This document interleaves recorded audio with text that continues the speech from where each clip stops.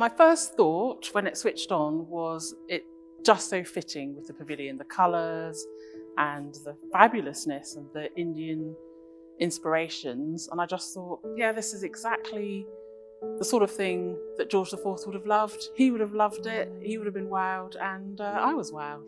I think it's a really interesting mix of kind of what I assume is kind of traditional symbolism with kind of more contemporary elements to it as well.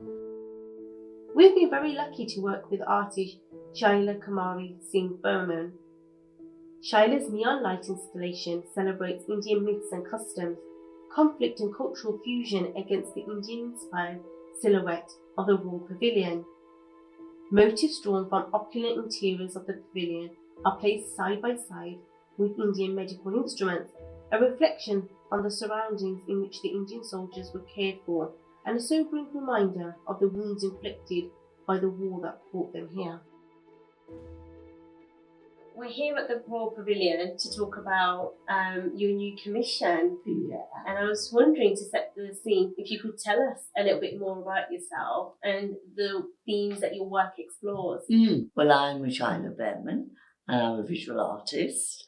I'm multimedia and mixed media, even though I studied etchings and silkscreens and lithography. It's just fabulous being inside this gorgeous palace now, and it's fantastic to have my work outside it because it's really cool to have it in such a historic place with all the beautiful works inside the palace and also the history behind it, which you have studied a lot about the First World soldiers, the Appenish soldiers from the First World War, which I didn't know much about before, and you introduced me and gave me that fantastic tour and talk.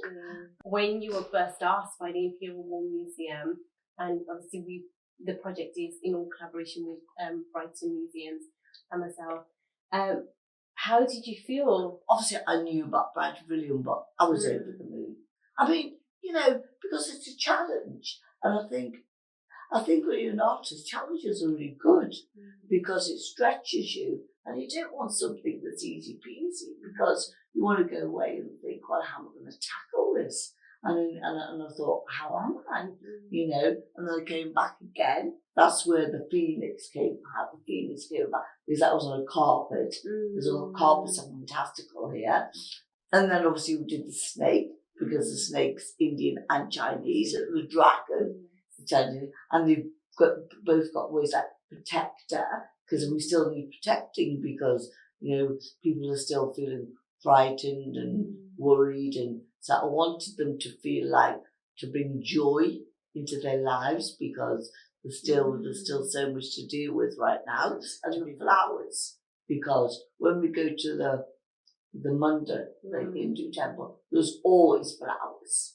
Maybe not so much in the Gurdwara, the Sikh temple, but they're always, and we always cook the flowers full. That's it.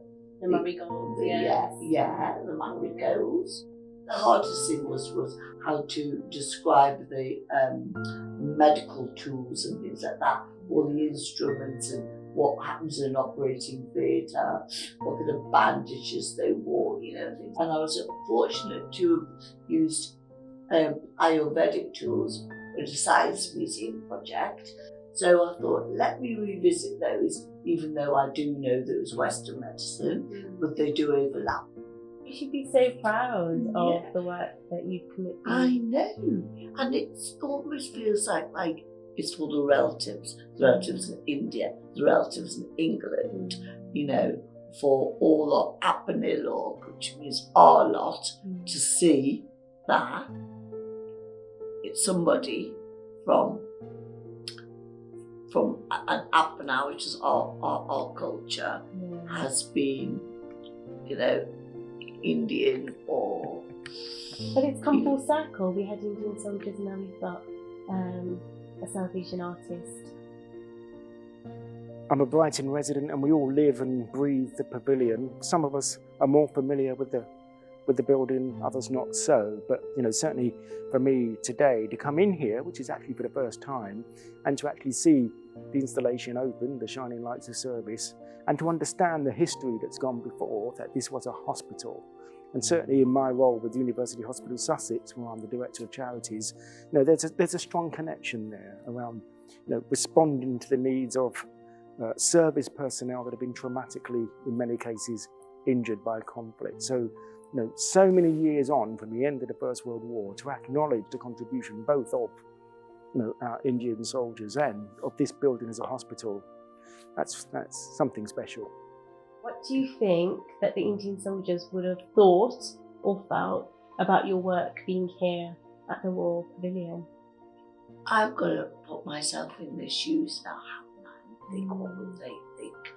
I think that they would be dead happy and dead chuffed to think that somebody's been thinking about them, and they know they're hearing us now, they're listening, because that's what in our culture, like I said earlier, they've gone physically, but spiritually, they're listening to this conversation.